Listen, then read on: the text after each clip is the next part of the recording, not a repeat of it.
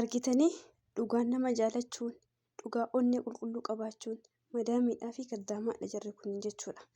Dhugaa rabbii waan qalbii nama gammachiisu an viidiyoo kana gaafa arge torbii lama dura arge dhugaa rabbii jedhee boo'e wallaahi. Sababni maal isiniif fakkaate dhala namaa kana keessaa namummaa wanni jedhu wayiitu hin jira, jaalala wayii wanni jedhamu wayiitu hin jira. Osoo gariitti dhugaa rabbii wallaahi beera arabaa kun jechuudha yookiin madaamaa arabaa kunneen galanni isaan nu biraa qaban guddaadha. Maaliif jedhe osoo teennaati jechuudha. Osoo dubartoota biyya keenya bira hojjattuuti ati jechuudha. Akkana imimmaaniin si geggeessuu miti waa meeqa siin jettee ilaalcha meeqa siin jettee ilaalcha meeqa si agarsiisa harakaata yookiin gocha meeqa si agarsiiste si jiraachisaa turte jechuudha. Garuu uummanni adiin kun gowwaadha dhuga fayyaaleeyyiidha keessi isaanii tokko amma yeroo ammaa kana keessa badaa jira malee jechuudha. Dura wallaahi uummanni arabaa kun miskiina waa takka hin beekan jechuudha. Garuu sooshaal miidiyaan kun lufaatiin kun waa baay'ee barsiisee amma jijjiiramaa jiran jechuudha. Amma mee ilaala nama kanaafi amma uummanni kun jechuudha sarraatenyaa yookiin hojjettuu fi giiftiidha jedhamoo obboleeyyaa yookiin intalaa fi ilmoodha jedhan. An akkana yoo ta'an intalaa fi ilmoodha jedhama malee waan bira hojjettee biraa deemaa jirtu hojjettuu isii wayii natti fakkaatu jechuudha. Kun maal agarsiisa jechuudha dhugaa rabbii qalbii qulqulluudhaan nama hoo jaalatte jechuudha. Murteessaan jaalala akkaataa itti keessummeessitan keessaa hooyyuu arabni tokko hin jiranii ijoolleen keenya tokko illee ni jiran warri faallaa yaadu jechuudha. Arabni tokko illee ni jirti osoo ati jala deemtu osoo ati maal jettu ka galata isaa biraa hin qabne amma araba tokko bira jechuudha. Halkan ganama kaatee jechuudha ganama kaatee dhaabbatta haga bariisaa dhaalta haga galgala haga halkan qixxee dhiifamu. Kama akkasii ati dhaabbattu san galatoomii isaan bira hin jiru hin tollee malee bakka kanaan tolee jira siin jedhan jechuudha. Yeroo ammaa keessa ijoolleen reef madaamuun amma reef dhaloonni ammaa waggaa 20 wayii kana keessa heerumaa haaromni sooshaal miidiyaa kunniin mataa isaanii jajjaboodha. Garuu uummata durii keessa uummata maanguddoo keessa dhugaa rabbii miskiinummaa jira baraka jira jaalala jira dhugaa rabbii wallaahi. Amma akkana akka viidiyoo kanaa jechuudha. Akka viidiyoo kanaatti yoo ilaalu dhuguma rabbii haadhaa fi intala jedhan malee abadan warra wal bira hojjetee yookiin rakkina wal bira dabarfatee jedhee hin yaadu jechuudha. Maaliidhaaf mee madaamii kamtu jechuudha.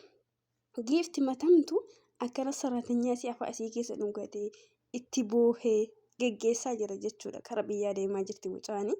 Kana hundaayyuu ka godhe mucayyoo tana jechuudha. Isiitu akkaataa isii itti keessummeessitetu isiitu akkaataa isii mana san qabdee deemteen akkaataa ijoollee isaanii akkaataa maatii isaanii keessummeessitetu sadarkaa jaalalaa fi boo'icha kanaan gahe jechuudha dhugaa dubbachuudhaaf. Amma suuraa kana argitan bara darbe keessa mucaan tun miidiyaa irratti yaa'anii mata duree taate jechuudha. Namni intala kanarraa hin dubbanne jechuudha. Mucaan biyyi uummata keenyaati. Akkuma anaafsi akkuma sii kana dalagaa turte ijoolleen gaafa isii saafartu jechuudha. Viidiyoos argatan jedhee yaada.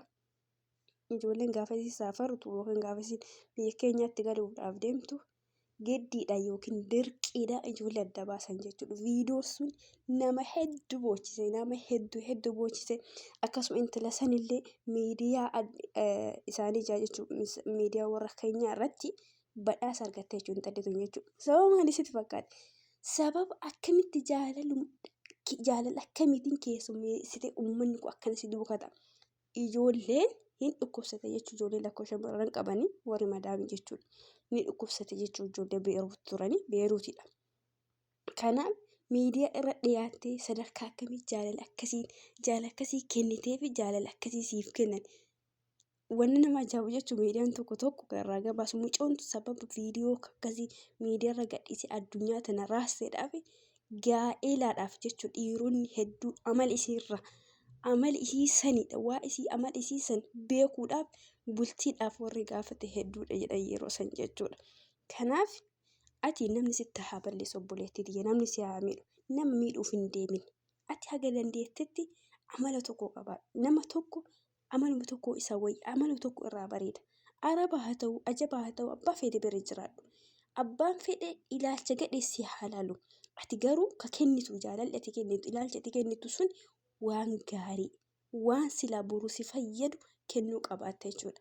Maaliidhaaf madaamiin na aarsite jettee ijoollee isaanii yoo tumte, madaamiin na aarsite jettee meeshaa wayii mana keessa yoo balleessite, madaamiin na aarsite jettee gocha hin taane mana keessa yoo daladde jechuudha.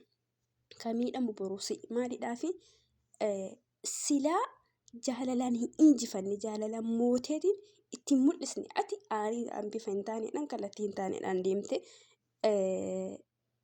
yookiin maal jedhaniyyuu waan nama dhagahu miira ibsachuu barbaade jechuudha. Garuu miira san liqimsi ufumatti jechuudha. Anumas biyyaa bahe sima biyyaa bahe keessaafuu biyya namaa kana keessatti obsuun dhoksuun baay'ee nama barbaachisa jechuudha.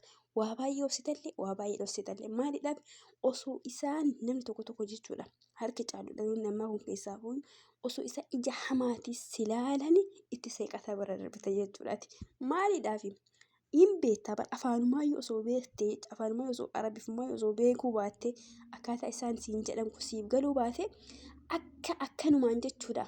Miirumaa sii gale yoo isaan waan kan kee hamaa dubbatan jechuudha. Yoo isaan si arrabsan kan afaan arabiffaa hin beekne kana hin beekta akka isaan si arrabsaa jira. Miira rabbi sii kennu wayiitu jira jechuudha. Kanaaf afaan barattillee dhiifama afaan barattillee afaan barachuu baattillee ati abbaa fedhe waa sinaa jedhu ati waan gaariidhaan keessummeessi. Maaliidhaafi nutu rakkateetti dhufe waan ta'eef nutu dirqama danda'uu qaba waan ta'eef dhugaa rabbi nu danda'aniyyuu jedha. Arabni kun nu dandeettee yoo jedhan dhugaa rabbi hojjettuu biyya keenya ilaala. Barsiisa biraa haa hojjettuu akkasuma ammoo hojjettoota mootummaa biraa haa hojjettu hin ta'e takka yookiin ilmi durbaa sun jechuudha. Mana san keessatti ilaalchi isiif qaban waan addaati. Barboona nama jabsan uummanni sun sabaan illee takka ta'a, amantiidhaan illee takka ta'a, Oromoo ta'a, Amaara ta'a kam fe'aa ta'u. Sabummaan illee osoo waliin jirtu, namummaan illee osoo biyyummaan illee osoo waliin jirtu ilaalchi dubartiin biyya keenya siif qabdu yoo ati bira hojjette waan fokkisaadha wallahi waan fokkisa waan akka nama jibbisiisu jechuudha. Kanaaf ijoolleen keenya barbee maal jedha siif fakkaata biyya keenya teettee sarraatanyaa dalaguu yookiin hojjettuu manaa dalaguu irra biyya namaatitti mana lama dalaguu siif wayyaa jedha. Maaliidhaaf ilaalchi biyya keenya keessatti si keessummeessan fokkataa waan ta'eef ilaalchi sarraatanyaatti jira. Sila idil zalaalami kanuma siin jettaa gati duniyaa kanarra jirtu sarraatni meesiitis yaamta inshaallah dachiillee baate waan feete dalagi bakka guddoo kamiinillee jira maqama sanis yaamte jechuudha. Maaliidhaaf ganamas galgala nu argita. Garuu manni adiin kun haaguma bira jirtoon malee yoo achi biraa kutte qubaa siin qaban jechuudha. Maaliidhaaf ilaalcha gadhee isaan yeroo bira jirtu siin ilaala sun irraa badaa jechuu barbaadeeti. Kanaaf ijoollee keenya warreen amma dhuftanii jaalala bareedu nama keessummeessa. Jaalalaadhaan nama keessummeessa. Nuti itti dhufe waan ta'eef nuti mana isaanii dhufe waan ta'eef dirqama dandeenyee obsine rakkoo hundaa yoo osoo arginu hanqinni numa jira mana kamiinuu hanqina san liqimsine jaalalaadhaan haa injifannuun dhaamsa kiyya isiniin jedha. Kanaaf horaa bula waan na dhageeffattanii fi ulfaadhaa isiniin jedhee jira. Isinitti haa tolu inshaallah yoo rabbi fedhe. Walitti deebinaa madaamii akkanaa kana hunda keessaniyyuu isinii haa kennu yoo madaamiin keessa akkanaa hin taane ammoo akkanaatti isinii haa jijjiiruu hin jedha. Nagaan tura. Assalaamu alaikum warahmatullahi wabarakatuh.